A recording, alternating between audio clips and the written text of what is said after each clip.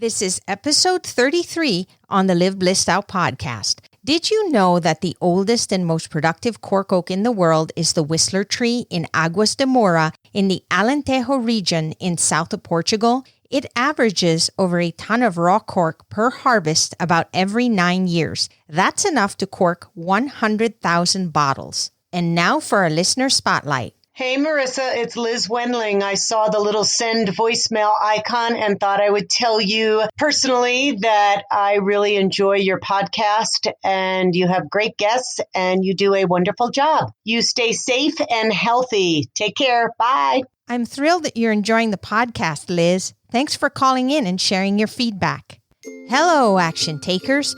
Welcome to Live Blissed Out, a podcast where I have authentic conversations with business owners and subject matter experts to help us get the scoop, the 411, and the lowdown on a variety of topics.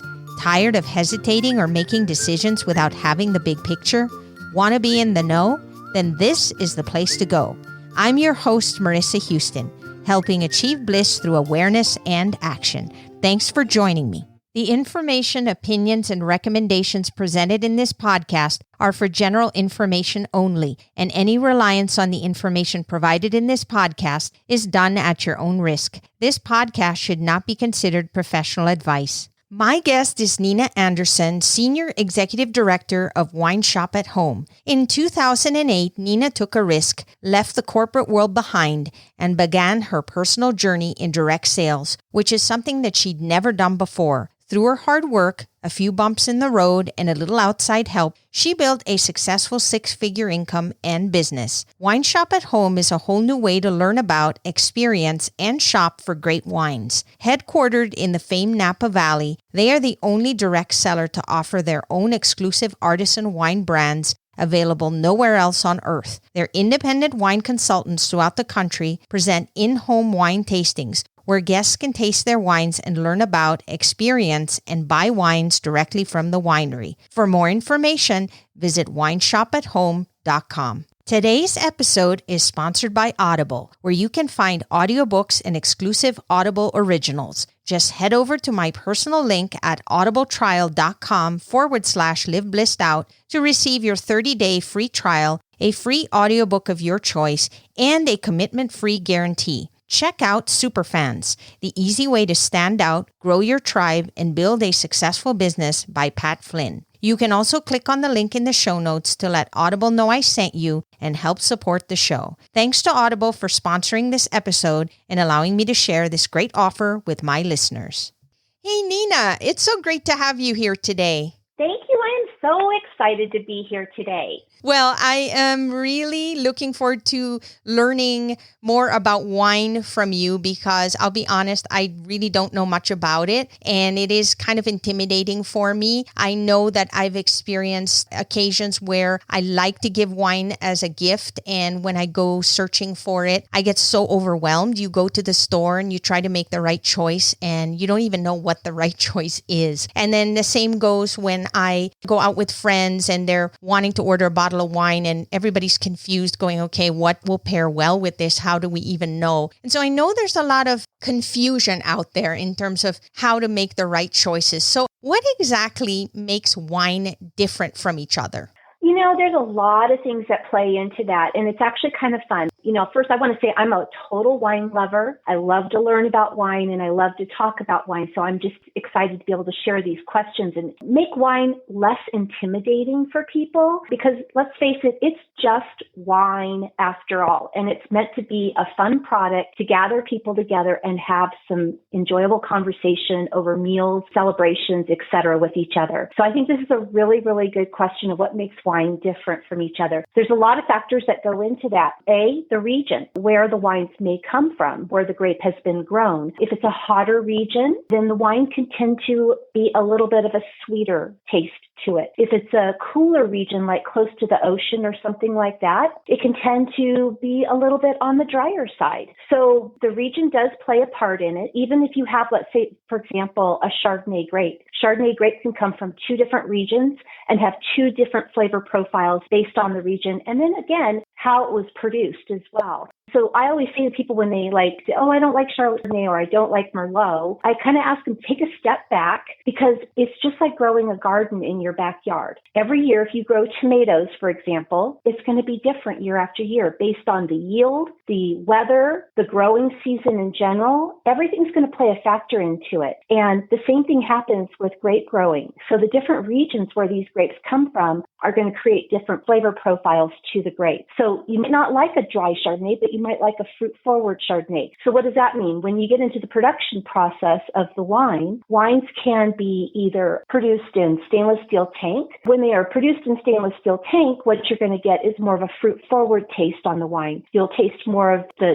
cherries and the apples and the acidity to the wine, versus if it's oak barreled, then you're going to get a little bit of a drier taste to the wine. This is where some of the tannins come into play, adding more tannin to the grape. So the skin, when it's left on the grape, the more it's produced with it, it tends to give the wine a drier feel to it. And that comes from the skin, the seeds, and the stem, and they call that tannin. But the barrel also does that. But the fun thing about the oak barrel, there's different barrels that give it different flavor profiles as well. So, for example, if you have American oak, it can give it a drier taste. If you have a French oak, it can tend to give it a sweeter taste. And that's why they kind of say that the French barrel is kind of like the Cadillac, right? Because it just gives it that nice, smooth, sweeter taste. And when I say sweet, I don't mean like syrupy sweet. What I mean, it just kind of smooths it out and gives it a very nice, pleasant in the middle feel to it as well. But some people like the drier taste to the wine. So all of those things are going to play a part in what makes wines different from each other.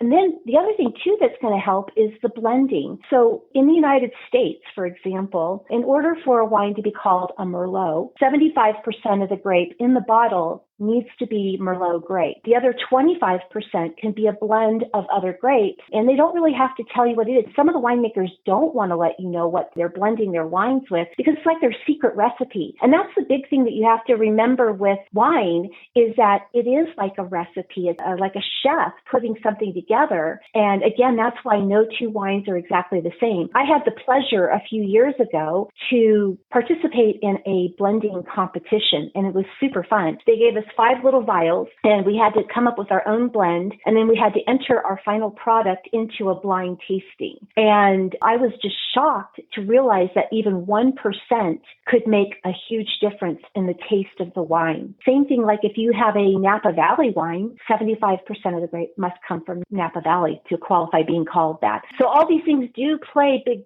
parts in how the wines, how they taste. So some people are kind of picky about years, regions, Napa versus European. They all come down to personal preferences for people. You know, I really like that analogy. That really helped me visualize when you explained that, because it would be kind of equivalent to me going to the store and looking up salsa. Which salsa is a good salsa? Well, it depends on the flavor that I'm looking for, what I'm going to be pairing it with. All of those factors are going to impact what salsa I believe is best for what I'm looking for. It's a personal preference. Are there distinct differences between European wines and American wines? Yeah, there really is. Let me preface it this way. There is definitely a big difference between the two. It's how they produce the wine. And in the United States, there's a lot of wine being produced. And if you think about it, our wines are shipped all across the country to liquor stores and to restaurants. So they're very mass produced, where European wines are not necessarily mass produced. They're made in smaller batch. In fact, when I was in Europe a couple of different times, in Italy, for example, we did a beautiful wine tasting in a barn at a winery, and they had all their barrels in there. And the local restaurants were coming in and filling their jugs with the wine that they would be serving for dinner that evening. So it's that kind of a difference on how we produce our product versus how European wines are made. Also, European wines tend to have about 3 times less the sulfites in them than most American wines. Not all American wines, but most, because again, it goes into the mass producing versus the small small batch. So I generally tell people when they go to Napa, for example, to seek out what I call the boutique wineries because they're smaller, they're not mass produced, they're handcrafted, they're considered boutique style wines. And so therefore, they're going to get closer to that European feel on the wines. And let's face it, they can go to any liquor store and buy most of the other wines any day of the week. This is kind of fun. It's a treat to go to Napa. It's a treat to go to Sonoma or to Paso Robles or any of those other wine regions out in California. So why not seek out what you can't find on a daily basis and find something that's kind of a little bit more unique? In terms of your explanation, that got me also thinking about it would be equivalent to like if you lived near the ocean and you were fishing fresh fish and it was coming right out and you were cooking it right on the spot. That fish is going to taste completely different from one that traveled across country and was frozen and has been frozen for however long. It's just trying to understand how things are prepared and looking for unique ways to enjoy it. And especially, like you said, if you're in a particular area where it's something that you can have that you wouldn't have necessarily access to other times, then enjoy it while you can, right? I think that's a very good analogy that you just gave. I wanted to then go into asking you about how we go about pairing wine with food, because generally speaking, many of us like to have wine with dinner, enjoy it. And my understanding, at least what people say a lot, is that the wine really does complement certain types of food. So could you share with us exactly how that works and why the flavors are enhanced with the wine depending on the type of food and wine that you pair it with? Yes, this is a great question. I'm going to start with, it comes down to your body. It comes down to your palate and your body chemistry and how you react with the wine, because all of us are completely different. So, for example, some people tend to enjoy sweeter wines versus drier wine. And that's usually because the person who enjoys sweeter wines tends to have more taste buds in their mouth versus somebody who enjoys something on the drier side. They have fewer taste buds in their mouth. It also comes into how you're feeling that day, if you're feeling well, if you're tired, what have you. So when you eat food, your body reacts to it a certain way. Is it a pleasant feel or is it not a pleasant feel? And same thing with the wine. And then when you marry the two together, it either is going to enhance the taste or it's going to make it taste kind of weird, maybe bitter or something like that. So again, it's all personal preference for people. I'm going to pick on my husband here for a second. Okay. So he likes red wine and only red wine. And so if we're having breakfast for dinner, we'll have red wine with it. For me, I don't want to do that. I'm going to have something like maybe a Riesling or a Gewürztraminer or something like that that's going to complement the food a little bit better. So that's kind of what I like to do. So one of the things that I like to tell people is, like, for example, when you go to the liquor store, don't buy wine by the rating points. Buy wine by the characteristics, okay? And that's when you're going to kind of find what is going to go well with the food that you're serving. Another way to kind of think about pairing with food is when you do go and look at the characteristics at a liquor store, and let's say it says on there, the characteristics of this white wine is apples, lemons, pears, etc. Okay? And let's say you're going to serve chicken for dinner. Okay? Okay. So that might be a really nice wine to have with grilled chicken, grilled turkey, but it could also be a good wine to have with a nice pork chop or something like that. The little knowledge that I have, I know that meat pairs well with red wine, and they usually say fish goes well with white wine, but I have no idea why. I just don't even understand what causes that. So this is a better way to answer the question then. Going back to the characteristics and looking at what the characteristics on the wine, I don't want you to get hung up on white wine going with white meat or fish, or red wine only going with red meat, okay? Because they are interchangeable with each other depending on what it is that you're serving. So, for example, let's say I'm Pinot Noir for dinner, okay? Pinot Noir is a real nice, smooth, in the middle wine. It's not super dry. It's not super sweet. It's just right in the middle. It's super versatile. It goes with a lot of different types of foods. So, for example, it goes really well with roasted turkey. So I usually recommend that people have a Pinot Noir or even a sparkling wine with their turkey dinner on Thanksgiving. It also goes really well with ham. So it's all those fruit flavors that you're going to get out on that Pinot Noir, the cherry, the raspberry, and things like that are going to complement your roasted turkey. Well, roasted turkey is a white meat. But it also goes very well with, let's say, the steak. It can go good with a roast beef. So it can go very nicely with both red and white, and it will pair very well and have a very nice complement to the food as well as to the wine. Same with the sparklings. Sparkling wines, people really tend to feel like they can only go with a festive occasion, a wedding, an anniversary, New Year's, things like that. But really, sparklings, oh my gosh, they're one of my favorite wines. And why? Because they are great with appetizers. One of my favorite pairings to have with a sparkling wine would be potato chips or popcorn.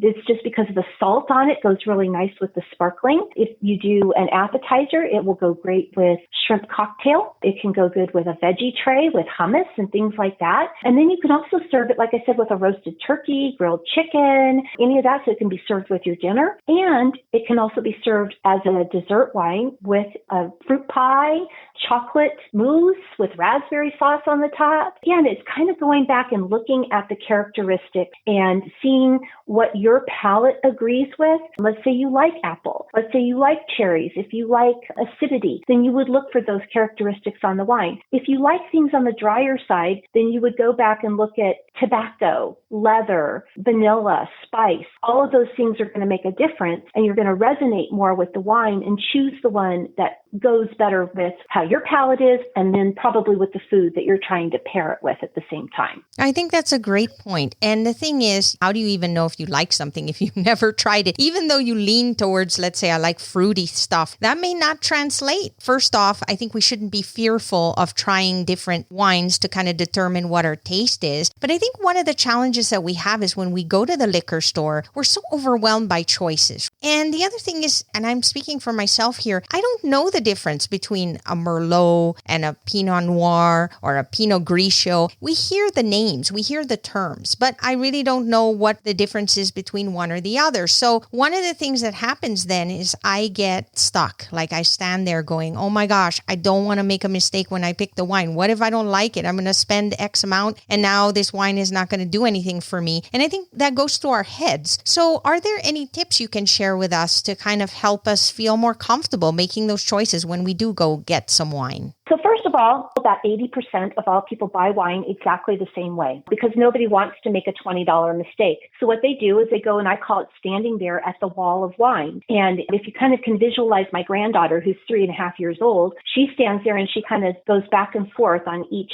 foot as she's trying to make a choice as to what string cheese she wants. And then she'll finally go, I want this one. But what ends up happening is people end up picking out pretty much the same wine that they buy every time because it's a safe bet for them, because they don't want to make that mistake. Or the other thing that they do is they pick out the cute little label only to get it home and find out that the wine wasn't really what they wanted it to be. The label looks great, so it's got to be good.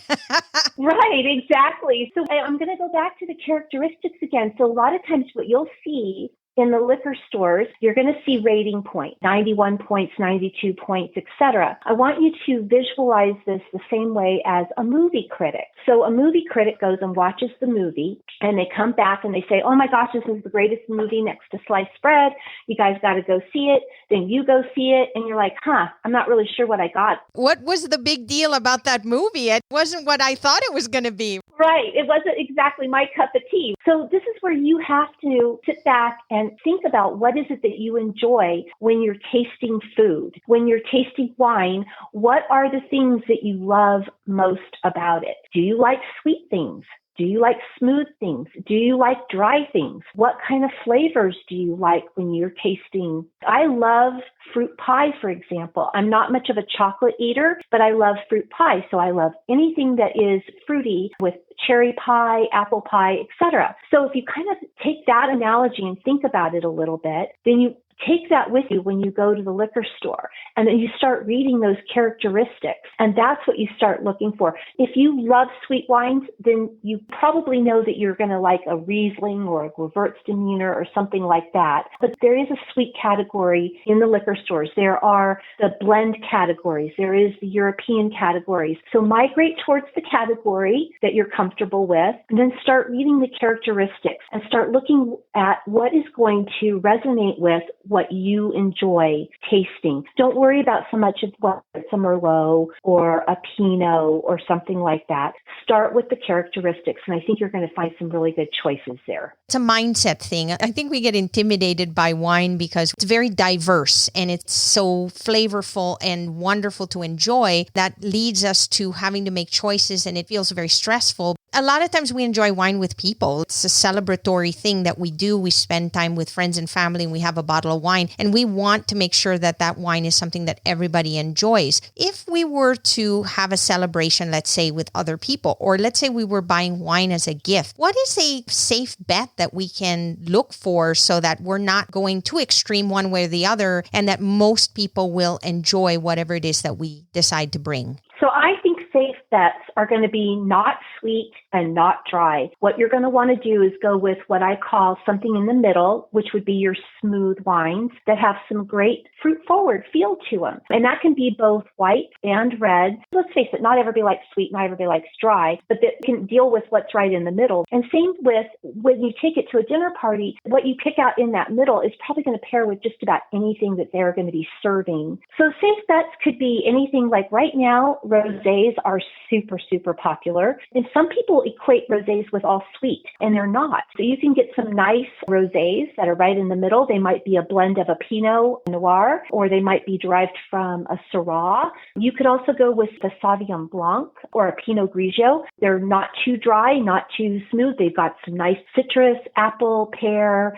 So again, if your friend is serving chicken or, a nice Caesar salad, go really, really well. Or it could be the appetizer wine. And then on a red, why not go with something like a Pinot or a Merlot? You could even do some nice blends there too. And if you do a blend, here's what I want you to look for. If the characteristics share, you can do like a blend with a Zinfandel because it's nice and jammy. You can do a blend with a Petit Verdot. It's going to have that good berry feel to it. You can do a blend with a Petit Syrah. Any of those are going to be great. And then you could also, depending on the blend or how it was produced, they may not say this on the characteristics, but if they do talk about the fact that it was stainless steel tank, what you're going to have is a nice, smooth red wine with a good fruit forward feel to it. And I will also say that becomes a good bridge wine for somebody who is normally a white wine drinker. They will tend to like that because it's going to be such a smooth feel to them. A nice blend like that would be a good choice as well. Is port considered a wine? I know that people tend to drink port for like dessert, and I could be wrong. So is that still classified as some sort of wine? So interestingly about port, most people do drink it as a dessert because it is very heavy on the alcohol content. And yeah, it's a little bit of a thicker feel to the wine. So people usually tend to serve it at the end of the evening in an aperitif type of glass. You don't need a whole lot of it. Fun thing about port is just like with champagne. Champagne only comes from Champagne, France, right? Yes. Where like in the United States, we call it a sparkling because it technically doesn't come from Champagne, France. Same thing with port. Technically, you can't call port a port unless the grapes came from Portugal. So in the United States, we call them late harvest dessert wines, things like that. Oh, so there are dessert wines. When you go to the liquor store, you could go to the dessert wine section, basically? Yep, you sure can. That's awesome. Okay, great to know. Now we got our wine. Now we're ready to celebrate with our friends and family, having a good old time. We're going to open that bottle. Okay, so then let's say that we have any left over. What do we do? Like, how long does that last after we've opened the bottle? And then what are some good tips as well for storing our wine when we bring it home? Let's say we're not going to open it right away. What are some tips there? Let's start with when we've just bought the wine, we've brought it home, and it's now, what do we do with it? Yeah. What I recommend is cool, dark environment to store your wine. So if you have a beautiful wine rack and it's sitting in front of your window in your family room, really a bad place because what happens is the sunlight comes in, it's going to expose the wine, it can turn the wine quicker. So basements, if you have some dedicated space that you can store your wine in your basement, because it's usually very cool down there, it's dark. You don't want to put it on top of the refrigerator. I see a lot of people putting on there. That cooks your wine basically because it's very warm up there. The refrigerator is rattling all the time, so it's constantly jittering the wine all over the place. So a basement, if you don't have a basement, a closet, just someplace that's dark where there's not a lot of vibration or anything like that. You do want want to lay your wines down on the side. The reason that you do that is because you want the wine to stay in contact with the cork. That keeps the cork swelled, and it keeps oxygen from getting into the bottle and turning the wine. Now, let's say we have some friends over for dinner and we're going to open up some wine. And let's say we've opened up a couple bottles. In the last bottle, we just didn't finish it. So there's a couple of options of what you can do. So first of all, red wines, after you've opened the bottle, they hold well for 5 days. And white wines hold well for 7 days. Now, after 5 or 7 days, the wines don't go to vinegar or they don't, do anything like that. But if you've noticed when you've opened up a bottle, right when you've opened it up, the flavors and the aromas are so awesome. But each day that goes by, they diminish. So the wine just doesn't quite taste the same after 5 to 7 days. So that's why we recommend that you drink it within that 5 to 7 day time period. So we have this bottle of wine. There's a couple of different things that people can do. If you have a vacuum pump, you put that on top and you squish out as much oxygen as you possibly can. You've got a great storage, sealage on your wine right there. One of my favorite things is screw caps. Screw caps are awesome because they're very economical. They're recyclable. Corks are not, for example, and corks come from the outer bark of a cork tree. The corks that my winery uses, they all come from Portugal and the cork farms. And once they strip the outer bark, it takes about 10 years for that to replenish. And so how you recycle cork is usually through artwork, like cork boards and things like that, right? So I like screw caps.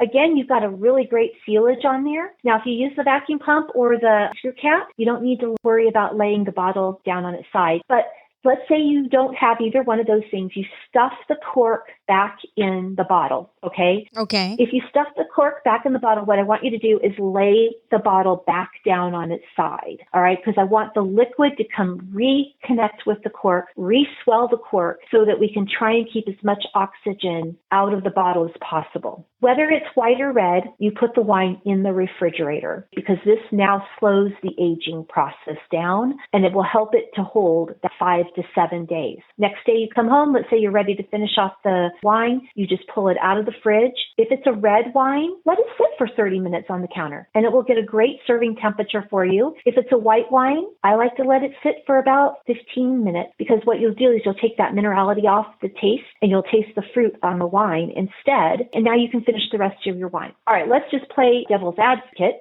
You're not going to finish that bottle of wine. Let's say you're going to go on vacation, you come home, and it's still in your fridge. So instead, what you can do, instead of dumping it down the drain, this is where you can cook with it. But if you're not ready to cook with it right now, you can take the wine, pour it in the ice cube tray, and freeze it. And you pop the cubes out and put it in a freezer baggie that will hold in your freezer for at least 6 months easily. And then when you're ready to use it, let's say you're making a spaghetti sauce or something like that, you can pull the cubes out and use them as your splashes of wine to cook with. On a funny note, if you want, they can become mommy popsicles, something fun like that. Because there's a lot of people that they love to put ice in their wine in the summer months. You don't need to do that. Freeze some wine, freeze some grapes, pop those in there, and that will keep your wine cool or chill it down the way that you like it. But instead of diluting it with ice, dilute it with more wine. Yeah, that's a great idea. And again, these are out of the box ways of using it that we normally don't think about because, again, we're just looking at it from a traditional sense. And then we sit there going, oh my goodness, is this still usable? And like you said, you can cook with it, you can freeze it. There's just so many other different options that we likely didn't consider. What happens also when somebody, let's say, gifts you a bottle of wine and you're not in the mood to open it right now and you decide to store it in a nice, cool, dark place, like you said, in the basement or whatever, and let's say you forgot about it. How long do you have before the wine goes bad?